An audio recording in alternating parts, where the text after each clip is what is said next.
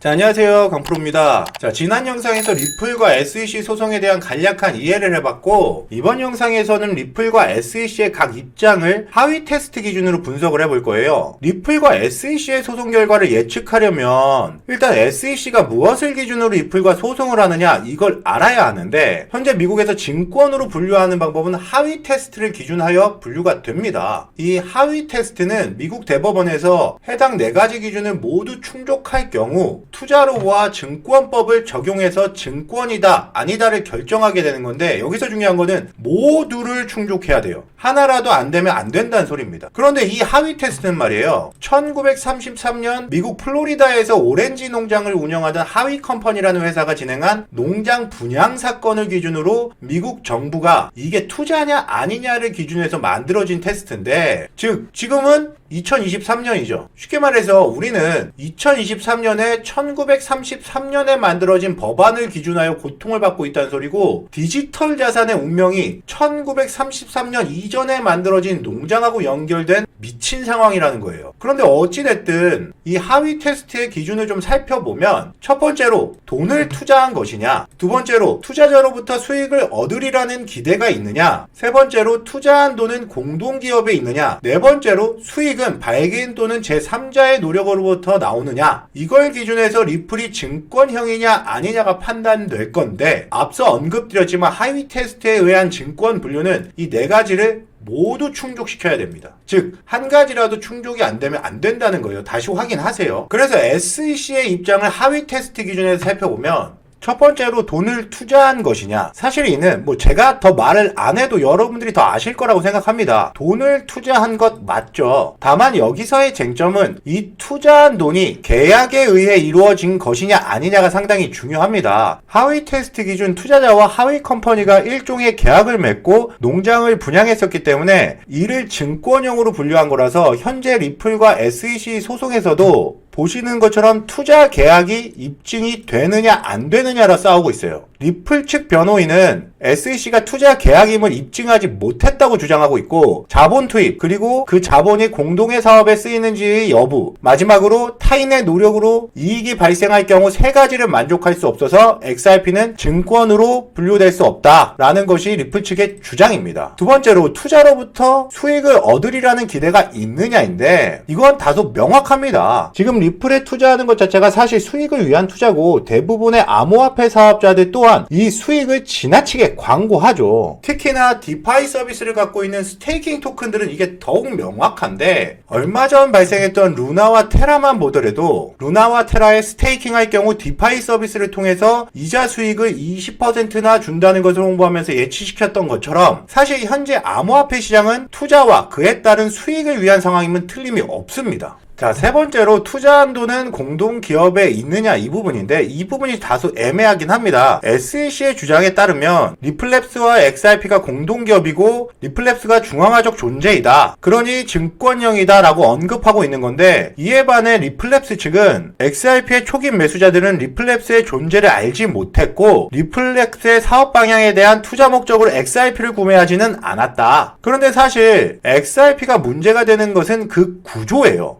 XRP는, 즉 리플은 비트코인처럼 아무나 채굴해서 시장에 내놓는 것이 아니라, 반대로 다 완전 채굴된 상황에서 리플랩스가 보유하고 있는 리플들을 시장에 조금씩 내어놓는 구조죠. 쉽게 말해서 이 부분이 다소 애매한데, 리플의 가격은 리플랩스가 물량을 풀거나 락업을 걸어 줄이거나 하는 것에 의해 변화할 수 있다는 얘기가 되고, 이는 탈중앙화가 아니라 사실 중앙화적인 요소인 거예요. 그런데 결국 미국 대법원은 하위 테스트 조건 부합 여부에 따라서 결정할 거기 때문에 사실 이 부분은 너무 중요하진 않긴 해요. 그래서 지금 이 세 번째, 공동기업에 있느냐, 공동 목표를 가지고 움직이느냐에 대한 부분에서도 논점이 조금 갈리고는 있어요. 네 번째로 수익이 발기인 또는 제3자의 노력으로부터 나오느냐인데, 이 부분도 세 번째와 조금 맞물립니다. 여기서 말하는 발기인은 리플랩스가 될 거고요. 리플랩스에 대한 노력으로 수익이 나오는 구조면 문제가 되는 거고, 제3자의 노력으로부터 나오는 거면 문제가 되지 않을 거라는 소리예요. 그래서 결국 리플랩스가 어떤 노력을 함에 따라 리플의 가격과 투자 수익이 결정되는지 여부 판단이 중요한데, 아마 여기서 결과가 갈릴 거라고 봅니다. 리플랩스 측은 아이리밋과 탭젠이라는 회사를 언급하면서 이들은 독립적인 제3자이고 이 두 회사는 XRP를 투자 목적으로 구매한 것이 아니라 화폐, 즉 거래 수단과 XRP가 가지고 있는 국경 간 결제 시스템을 사용한 것이므로 모든 투자자가 투자 수익을 노리고 XRP를 구매하진 않는다. 고로 SEC가 주장하는 XRP가 투자를 위한 증권이다라고 분류하는 것 자체가 말이 안 된다라고 하고 있는 겁니다. 그에 비해 SEC 같은 경우는 거의 대부분의 거래가 투자이고 리플랩스의 중앙화된 XRP 통제 시스템에 의해 관리가 되고 있으며 리플랩스의 노력으로 인해 XRP의 거래가 활성화될 경우 얻어지는 투자에 대한 수익이 생기고 있으므로 증권이다 라고 하는 거죠. 자, 하위 테스트 기준 각 입장을 좀 정리해보면 SEC 측은 첫 번째로 돈을 투자한 것이냐를 기준에서 봤을 때 모든 XRP 구매자들은 현금을 통해 XRP를 구매했고 이 돈이란 개인의 노동력이나 정신력을 제외한 대부분의 현금성 가치를 가지고 있는 것을 의미하므로 맞다라고 보는 거예요. 두 번째로 투자로부터 수익을 얻으리란 기대가 있느냐, 이에 대한 부분에서는 XRP에 투자한 모든 투자자는 XRP 가격 상승에 투자한 것이고 리플랩스 또한 XRP를 매도하면서 얻어지는 수익을 가져가고 있다, 이렇게 보기 때문에 최초 소송이 리플랩스 임직원 2명에 대한 소송이었던 겁니다. 세 번째로 투자한 돈은 공동기업에 있느냐, 이건데 SEC는 리플랩스가 기업이고 리플랩스가 결제 시스템 사업을 영위하기 위한 자금 조달 수단으로 XRP를 판매하고 있고 그 자금으로 리플랩스 결제 시스템 확장을 위해 사용되고 있다. 그리고 모든 XRP 구매자들은 리플랩스가 만들어갈 탈중앙화된 결제 시스템을 보고 투자하고 있으므로 XRP와 리플랩스는 공동기업으로 묶어야 한다고 주장을 하고 있는 겁니다. 네 번째로 수익이 발기인 또는 제3자의 노력으로부터 나오느냐인데 앞서 언급한 리플랩스와 XRP가 공동기업으로 묶일 경우 수익은 발기인인 리플랩스 측으로 나오게 된다는 논리죠. 왜냐면 결국 XRP와 리플랩스가 공동의 목적인 결제 시스템의 확장을 기준해서 움직이고 있고 XRP는 리플랩스가 노력해서 확장시켜 나아갈 결제 시스템에 활용될 예정이긴 하나 그 과정에서 결제 시스템 사업을 확장시킬 수 있는 자금 조달 수단이므로 제3자의 노력이 아닌 리플랩스의 노력에 의해 투자 수익이 발생된다는 얘기입니다. 뭐 더 많은 것들이 있겠지만 간략하게 설명하면 SEC의 입장은 이 정도로 함축할 수 있는데 반면 리플랩스의 입장은 좀 다르죠. 리플랩스는 첫 번째로 돈을 투자한 것이냐 아니냐를 기준해서 봤을 때 모든 XRP 구매자가 투자를 통한 수익을 목적으로 구매한 것은 아니다. 그리고 초기 XRP 구매자들은 리플랩스의 존재조차 몰랐기 때문에 투자 계약이 아니다 라고 언급하고 있고 그 예로 앞서 언급한 아이리밋과 탭젯의 경우 거래를 위한 목적으로 구매한 것이므로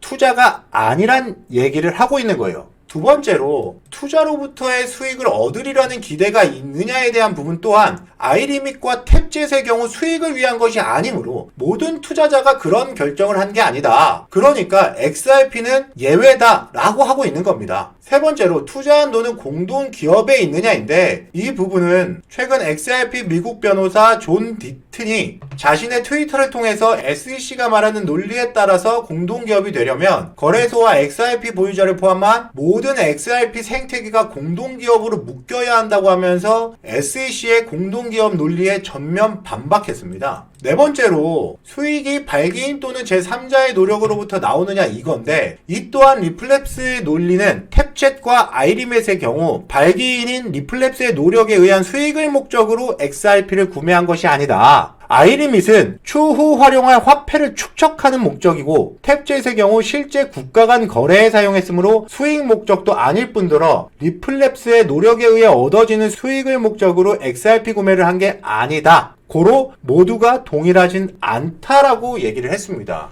정리해보자면 SEC는 초기부터 전체 발행된 XRP를 활용한 국가 간 거래 사업에 목적을 두고 있고 초기 발행된 XRP를 시장에 내다 팔면서 이를 자본으로 활용 국가 간 거래 시스템을 활성화시키는 데 사용하고 있으며 모든 XRP 투자자들은 발기인인 리플랩스의 사업 방향과 국가 간 거래 시스템의 확장을 통해 얻어낼 수 있는 투자 수익을 목적으로 XRP를 구매한다. 그렇기 때문에 하위 테스트 기준 돈으로 투자가 이루어졌고 리플랩 리플랩스가 XRP를 시중에 팔아 중앙화적인 역할을 수행했으며 발기인의 노력에 의해 투자 수익이 좌지우지 될 수 있는 상태인데다가 리플랩스가 XRP를 공동 목적으로 영위하기 위해 자금 조달책으로 사용했기 때문에 모든 기준을 충족한다라고 말하는 거며, 리플랩스의 경우 리플랩스는 XRP 투자자와 투자 계약이 이루어지지도 않았고 거래는 제3자인 거래소를 통해서 진행이 됐으며 모든 XRP 구매자들이 리플을 투자 수익성으로 매입한 것은 아니다. 그러므로 모두를 결부시킬 수는 없으므로 SEC의 소송 안건은 무효다라고 주장하는 것인데, 사실상 리플랩스의 주장은 그저 현재 대법원 판결을 흐리고 아주 작은 틈으로 빠져나가기 위한 방책일 뿐, 전체적인 명분상으로는 SEC의 주장이 더 일리가 있다고 봅니다. 즉, 사실 제가 보기에도 XRP는 증권형 토큰으로 분류되는 게 맞아 보여요. 다만 현재 시장 구조상 XRP가 당장 증권형 토큰으로 분류되면서 SEC의 제재를 받을 경우 가상자산 시장 전체가 흔들리게 될 거고, 이에 따라 연관된 산업 자체가 무너지면서 연쇄적인 파열음이 생길 수밖에 없는 바, 미국 대법원의 판결 또한 쉽지 않을 거라고 보는데, 이게 바로 현재 대법원이 판결을 미루고 있는 경제 및 정치적인 사유이지 않나 싶은 거예요. 그래서 마지막 편에서는 과연 이번 소송이 어떻게 될지에 대하여 설명해 드릴 건데, 뭐가 어찌됐던 간 리플랩스가 패소하더라도 시장 전체가 죽을 수 없고 특정 소수의 코인들은 오히려 초대박 호재가 될 거예요. 예를 들어서 이미 증권형 토큰 시장을 준비하고 있는 STO 관련 코인들은 환호성을 지를 거고, 관련 코인들로 수급이 몰림에 따라 초대박이 나올 여지가 존재한다는 거예요. 그래서 지금부터 리플 소송에 맞춰서 STO 토큰들도 하나씩 봐야 한다는 건데, 이는